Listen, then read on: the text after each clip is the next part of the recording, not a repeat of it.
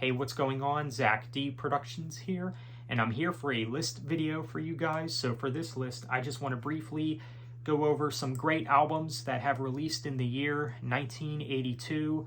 This list is in no particular order, and I have about 6 albums here that I do want to go over with you guys. Yeah, these are all classics, of course, so let's go ahead and get started.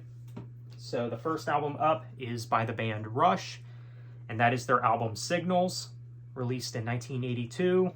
And I would probably say that this is their first controversial album. And the reason I say that is because this album is not as guitar driven, it's not as proggy or complex.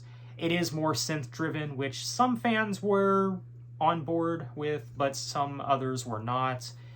Some others do prefer the, I guess, heavier side of the band, you know, the more guitar-driven stuff, which I do prefer that stuff as well, but I still like their synth-driven stuff. It's still pretty solid, I'd say. Definitely sounds of its time, but not in a bad way or anything, and you can pretty much tell that Rush around this time, maybe we're trying to fit in with this sort of time period with the synth-driven music. But, you know, I think it's a great album still. I don't think you can go wrong with any of the songs on here. I mean, some favorites of mine would be Subdivisions, Chemistry, which is, I think, one of their most underrated songs. You also have New World Man, Losing It, and Countdown. Very solid tracks for sure. Yeah, pretty good album from Rush for sure. Yeah, I'd maybe say that this is one of the best of their 80s time as well. Like, when it comes to the synth stuff, I definitely say that this is the best of that era, but yeah, great album. Of course, rest in peace to Neil Peart, definitely one of the greatest drummers of all time. So, Signals by Rush. Okay, so next album up is by the band Asia, who is, of course, a rock supergroup, and a very underrated band, in my opinion. I think that this band definitely deserves way more attention than what they're getting. It is kind of weird that this band isn't getting a lot of attention either, because their music, it's pretty catchy. They definitely have a lot of great hooks and melodies and things like that. But anyhow, the album that Asia released in 1982 is, of course, their self-titled debut, which I know a lot of fans would consider their best, or at least one of their best. For me, I would say it's one of their best, and I think it's the best of the original lineup era.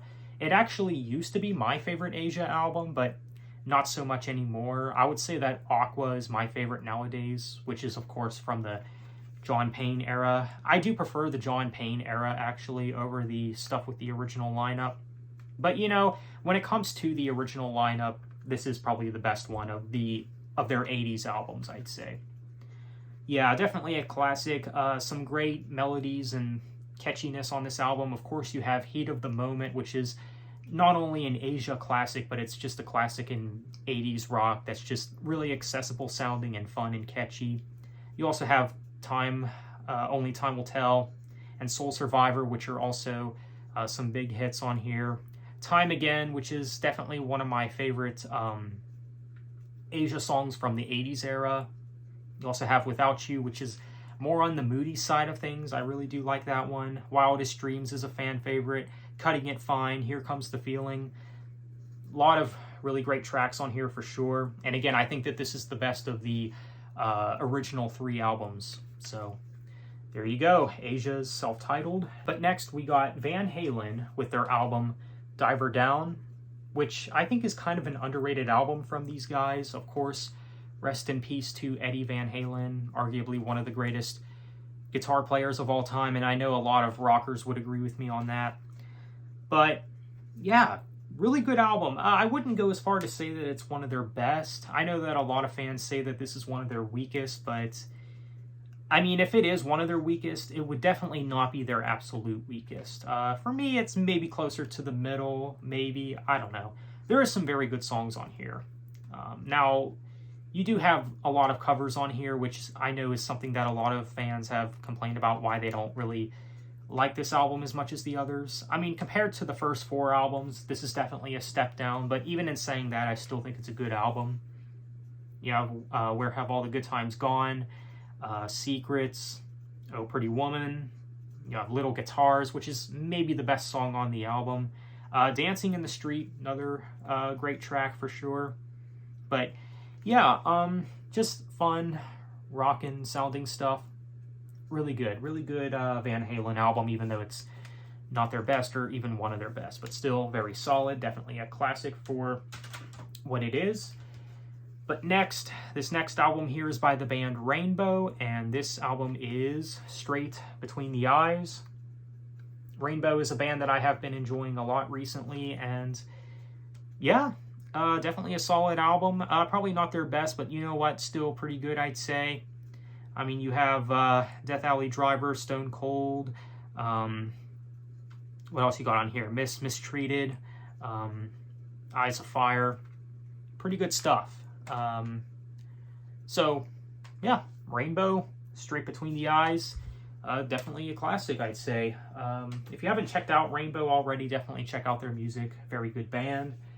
So next, this next album here is by Iron Maiden, of course, heavy metal legends. One of the greatest metal bands of all time, I would say. And of course, the album that they've released in 1982 is the first album with Bruce in the band, their current vocalist, and that album is The Number of the Beast. Often considered one of their best. For me, it's more closer to the middle of the ranking. Like if I were to rank their albums nowadays, it's closer to the middle of the ranking. But you know what? I still think it's a very good album. Definitely a classic. I mean, of course, you have The Prisoner, 22 Acacia Avenue. You, of course, have the title track and Run to the Hills, which you could maybe say are overplayed. Now, of these two songs, I probably do prefer Run to the Hills. They're pretty good songs, but they are kind of overplayed. I mean, Run to the Hills is a very catchy track. And you also have Hallowed Be Thy Name, which is a fan favorite on here, a classic for sure. I mean, you do have a couple skippable tracks like Gangland and Total Eclipse. And, you know, these songs, they're really not that strong, to be honest.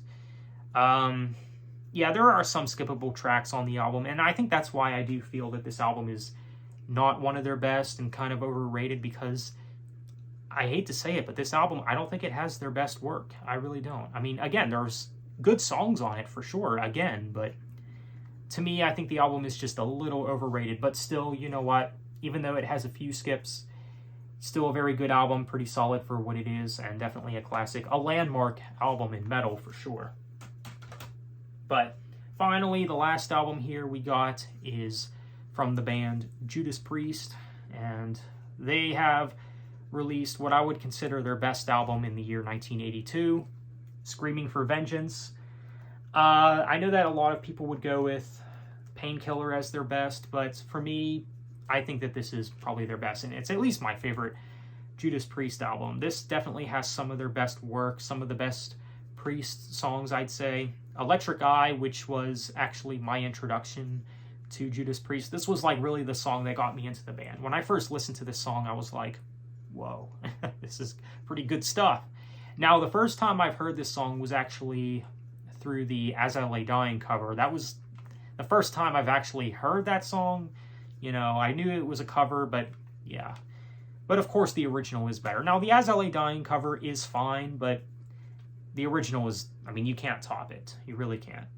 But yeah, great track. Riding on the Wind, which is probably one of my favorite Judas Priest songs. You also have the title track, which is just really good. You've Got Another Thing Coming, which is more on the accessible side of things. Very memorable and just fun to listen to.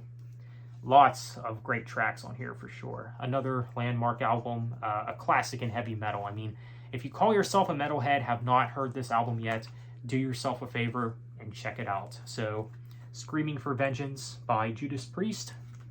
So there you have it. That is my list of some great albums from the year 1982. Let me know what you think. Do you think I'm missing any? Are there any other albums that you would name as some of the best of 1982? Feel free to let me know. And what did you think of this list? So on that note, thanks for watching and have a good one.